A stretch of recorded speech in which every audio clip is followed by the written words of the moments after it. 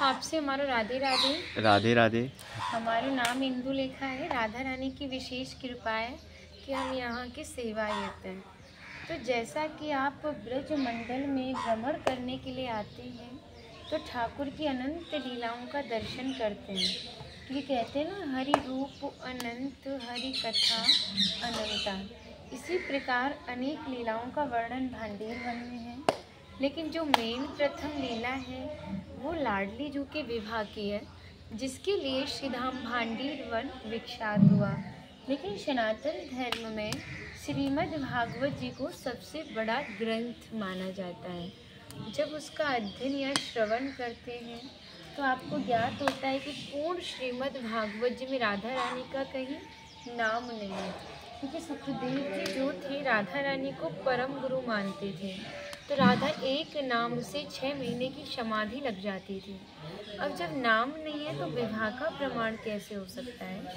श्रीमद् भागवत जी को छोड़ के अनेकों ग्रंथों ने लाडली जू के विवाह का प्रमाण दिया, जैसे गर्ग संहिता, स्कंद पुराण, ब्रह्म वैवर्त पुराण, आदि वराह पुराण, अनेकों ग्रंथ। लेकिन जिस भांडीर वट के नीचे आप बैठे हैं इसका प्रमाण श्रीमद् भागवत जी में है।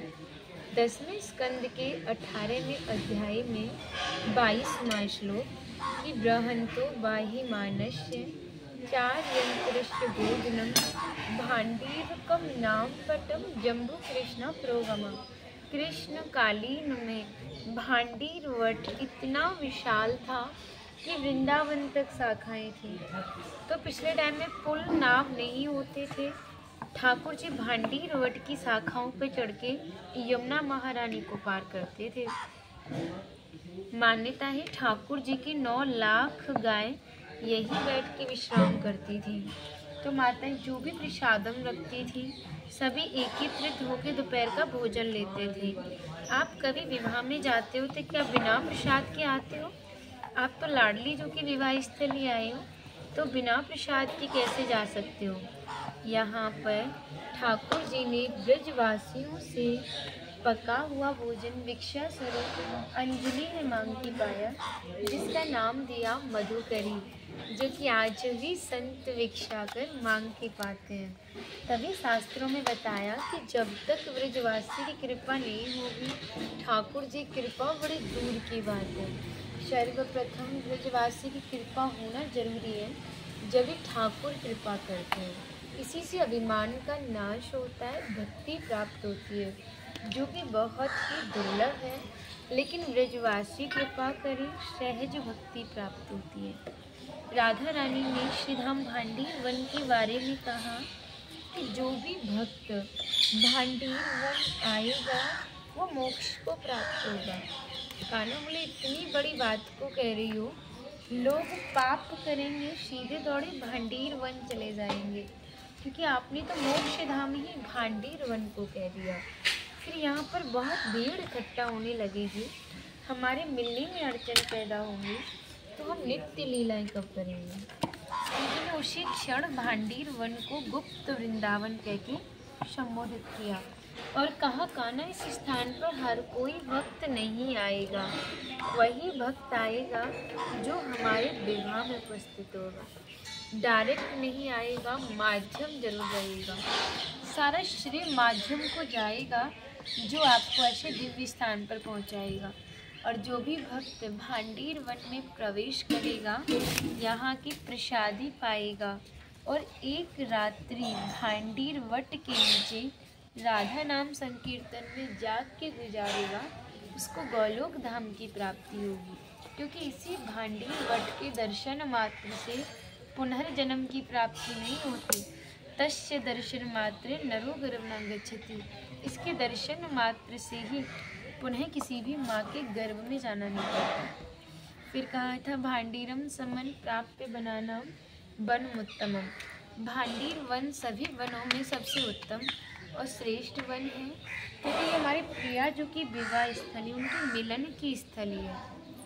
फिर कहा था, श्री वासुदेवम ततो दृष्टवा पुनर्जन्म न बदते।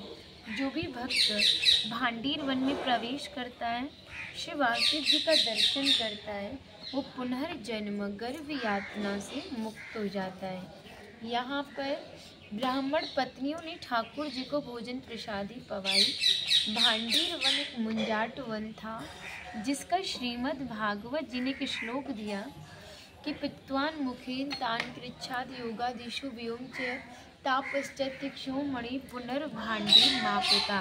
पूरे जंगल में आग लग गई थी, ग्वाल बाल उसी अग्नि से जलने लगे। तो कान्हा बोला, ये जो भांडीर वट है, आप इसके नीचे आंख बंद करके लेट जाइए और ये महसूस कीजिए कि शीतल ठंडी हवाएं चल रही हैं। ठाकुर जी ने पूरी अग्नि को ही मुंह में पान कर लिया। अधिकांश भक्त भांडीर वन में आते हैं और हमसे कहते हैं, माता जी उनका राधा कृष्ण का कभी विवाह नहीं हुआ, उनका विवाह तो रुक्मिणी जी के साथ हुआ था। तो देखो, हमारे जो कृष्ण थे वो एक नहीं, दो कृष्ण थे। जो गोलोक कृष्ण वो आज भी ब्रज में हैं, जिन्होंने ब्रज में लीलाएं की, जिन्होंने स्वामिनी जी के साथ विवाह किया।